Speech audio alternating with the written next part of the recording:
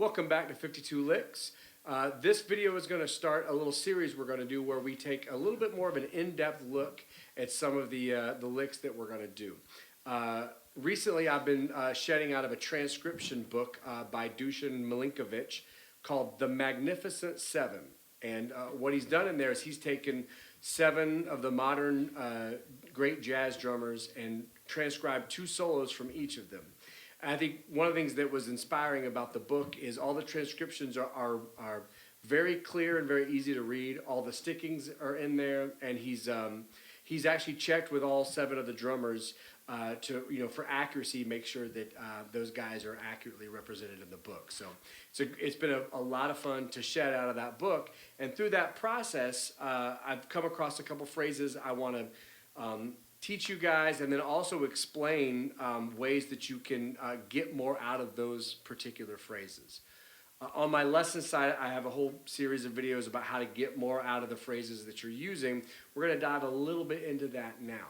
So the phrase we're going to cover today is from Antonio Sanchez, and it's from a cut called I Love You, which is off of a Manuel Roachman album called Cactus Dance. That particular version is in 7/4, and Antonio does some trading at the end. And when he, and during I think the second 4 bars, he plays this.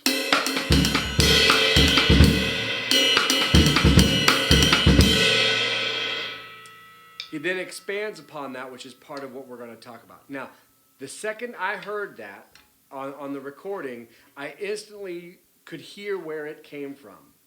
Which is, I instantly heard Elvin on Wayne Shorter's Juju, because the lick I just showed you guys is a 3-beat phrase, and Elvin plays that over Juju. He plays a couple different versions of it. It doesn't quite sound like that, but that is the first thing I heard when I heard this. Like, yeah, that's that. He's drawing from Elvin. So if I break the phrase down a little slower, and I use a little bit more of a comping approach, I think the phrase is pretty clear. So if I play it in 3, 1, 2, 3, 1, 2, 3.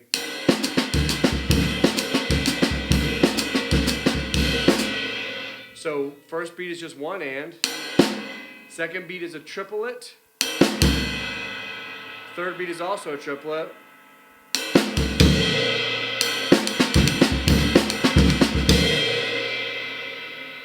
So part of what makes that phrase great is obviously he's borrowing it from Elvin, but he doesn't quite play it like that. He uses his own sound and his own individual voice to voice it and phrase it in a way that sounds like Antonio Sanchez now, not Elvin Jones from the 60s. So part of how he does that is, as we talked about before, he likes that cross stick sound. He likes these kind of shorter sounds. So what he does here on the ride cymbal is he uses some of the bell up there, so it's a little bit of a shorter sound. And part of that not only is the sound, but because the tune, or at least the way he plays this, is particularly up-tempo, that gives it a nice clean sound.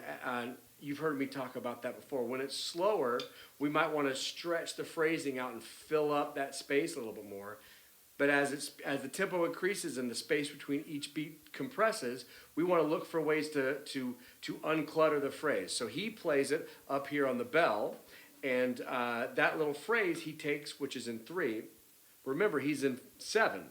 So what he does is he starts moving that phrase in and out and stretching out the phrasing a little bit, which is the next part I want to discuss. So after you've gotten those 3 beats down, 1, 2, 3,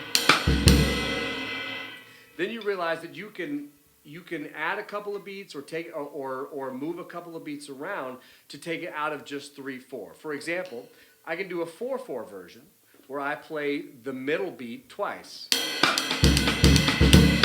Right?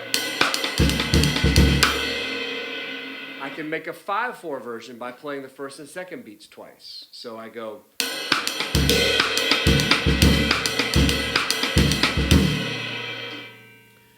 That's important so that you can play it in 3, in 4, and in 5.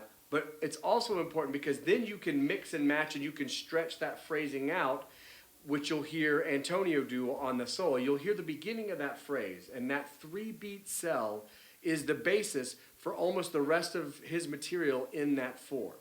So he took one really hip Elvin phrase and stretched it out and played it in 7/4 and voiced it in a way that's unique to him. And all of a sudden we hear this great jazz vocabulary, and it sounds just like Antonio Sanchez, but he didn't have to invent it out of thin air. He's borrowing from some great material that came before him.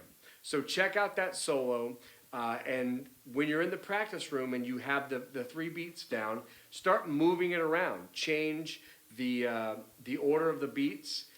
I feel like the 3rd beat, that's the resolution on the downbeat, and that is very much an Elvin Jones phrase,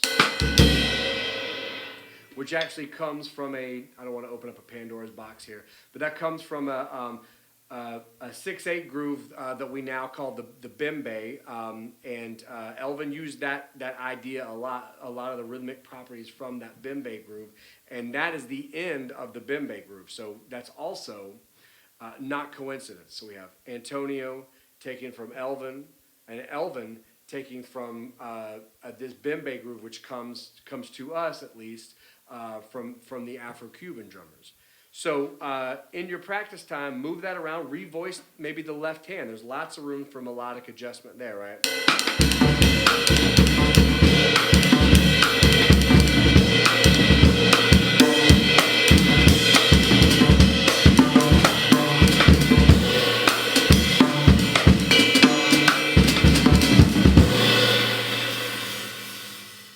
Once you can kind of breathe with it like that, all of a sudden then it becomes usable material, not just a tiny little 3-beat phrase you got to kind of squeeze in between these other little things that if you don't get it right on the right beat, you're going to come out funny. We want it to be something that is breathable, the way Antonio uses it on I Love You. So I'll link that track and hopefully a few other things and get you started. But great lick.